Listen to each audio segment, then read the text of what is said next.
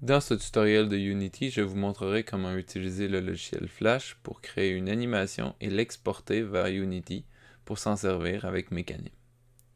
Dans un premier temps, on fait l'animation dans Flash à l'intérieur d'un symbole, comme par ici j'ai mon personnage qui marche, qui est dans le symbole mouton-chef marche, donc un symbole clip. Donc tous les symboles ou tous les mouvements doivent être placés dans des symboles différents. Je vais exporter mon symbole en tilesheet ou en feuille sprite en cliquant sur le bouton gauche sur mon symbole et en sélectionnant Générer la feuille sprite. Flash m'ouvrira la fenêtre d'exportation avec laquelle je vais pouvoir configurer mon exportation. Par exemple ici, pour vous le montrer, qu'est-ce que Flash va faire, c'est qu'il va générer donc un fichier qui va contenir chacune des images clés, en fait chacune des images de mon animation, et va les placer dans un seul et même fichier PNG. Dans le cas, j'utilise la taille automatique que Flash me donne, donc il va me donner un fichier de 2048 par 4096. Unity préfère les fichiers ayant des tailles en puissance 2, donc je vais définir une taille plutôt de 4096 par 4096. Notez qu'on ne pourrait pas aller plus petit, puisque Flash va nous donner un avertissement qui n'est pas capable d'entrer l'ensemble de mon animation à l'intérieur de ce format. Il faut y aller au format un peu plus grand. Donc, je vais utiliser le format de l'image 32 bits, donc pour avoir une meilleure qualité dans mon jeu. Donc, si je veux de la transparence, il faut que j'utilise soit 8 bits ou bien 32 bits. Donc, je vais utiliser ici 32 bits. Bon, pour l'algorithme de base, pour l'algorithme d'exportation, l'algorithme qu'on doit utiliser, c'est base, puisque MaxRec va venir couper certains éléments pour essayer d'économiser de l'espace. Donc, dans ce cas-ci, je vais utiliser plutôt base. Le format de données, dans ce cas, il n'est pas important pour l'exportation dans Unity, puisque Unity n'utilise pas les données qui sont ici. Par contre, nous, on va en faire usage, puisqu'on va vouloir avoir la taille finale de chacun de nos sprites, et c'est dans le fichier JSON qu'on va le trouver. Ne jamais cocher empiler les images ou réduire, puisque Flash ferait, en fait, il générerait une tâche beaucoup plus compressée, qu'on aurait de la difficulté à venir découper dans Unity. Et ça, c'est pour la réduction et pour l'empilement des images.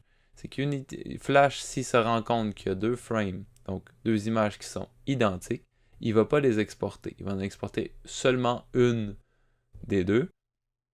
Dans un logiciel, par exemple, si on utilise une librairie comme Phaser.io, donc avec le fichier JSON, ça ne poserait pas de problème. Par contre, dans Unity, comme on va faire une animation image par image, il faut ne pas sélectionner ni réduire ni empiler les images. On va parcourir, donc on va choisir le chemin d'exportation et on va faire exporter. Donc dans mon cas, j'ai exporté directement dans le dossier personnage, donc je vais attendre que Unity analyse mes fichiers images et les importe correctement. Donc Unity va me créer donc un fichier qui va s'appeler chèvre personnage anime. Le max size par défaut, donc quand je viens cliquer, il faut que je fasse attention puisque faut que je lui mette 4096, sinon il va mal exporter ma feuille. Donc je vais appliquer mes changements. Donc avec 4096, donc j'ai un élément qui est en puissance 2, en format compressé. Le sprite mode doit être changé pour multiple, puisque j'ai plusieurs sprites et non pas un seul gros sprite. Et dans mon cas, le pixel per unit doit être placé à 250, puisque je sais que mon personnage est un peu trop haut par rapport à la taille de base ou à l'unité de base qui est 100 pixels pour une unité dans Unity. Donc je vais appliquer ces éléments-là. Et maintenant, je vais ouvrir mon Sprite Editor pour venir découper mes sprites pour créer tous les sprites nécessaires à l'animation. Donc si j'utilise le tranchage automatique, je n'arriverai pas à un résultat convenable, puisque Unity va venir trancher avec des tailles diverses mes éléments, et même dans ce cas-ci, séparer le pied de mon personnage. Donc je vais utiliser grid by cell size et non pas cell count. Cell count, ce serait si j'avais un nombre de colonnes et un nombre de rangées précises. Dans ce cas-ci, Flash va exporter une à côté de l'autre nos images, mais il ne se souciera pas de les répartir uniformément sur ma tile sheet. Donc, dans ce cas-ci, je vais utiliser le Grid by Cell Size. Pour obtenir la taille des pixels, donc le X et le Y, donc en largeur et en hauteur, je vais venir utiliser mon fichier JSON que j'ai exporté tout à l'heure.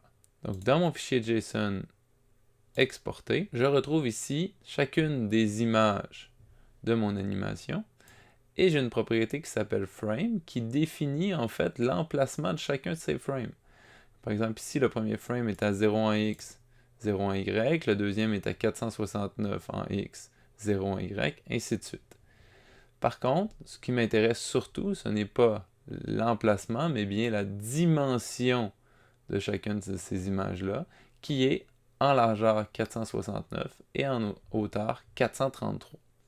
Donc, si je regarde partout, j'ai les mêmes valeurs pour chacune de mes images. En fait, comme j'ai utilisé l'algorithme de base de l'exportation en Flash, donc chaque image fait 469 de large et 433 de haut.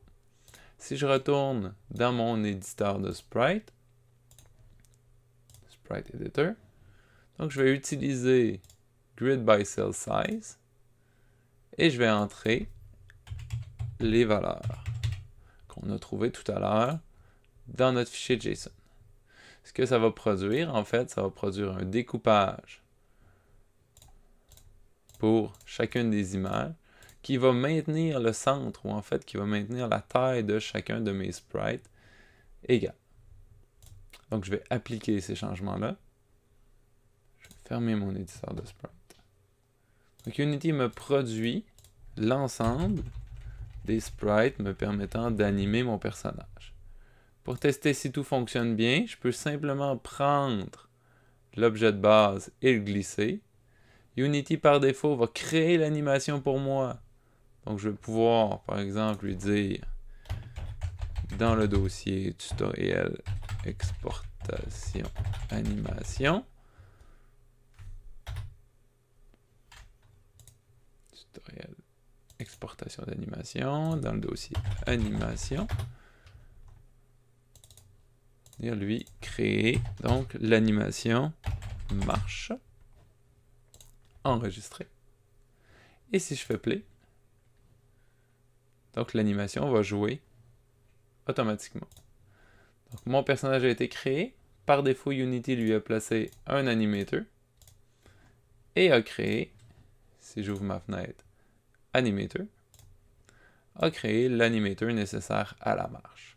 Bien entendu, il n'a pas configuré aucune touche ni aucun paramètre pour contrôler la marche. Tout ce qu'il a fait, c'est placer la marche par défaut dans mon élément. Et si je vais dans la fenêtre Animation, que je sélectionne mon personnage, je vais me rendre compte qu'il a placé donc l'ensemble des keyframes de déplacement sur 2 secondes.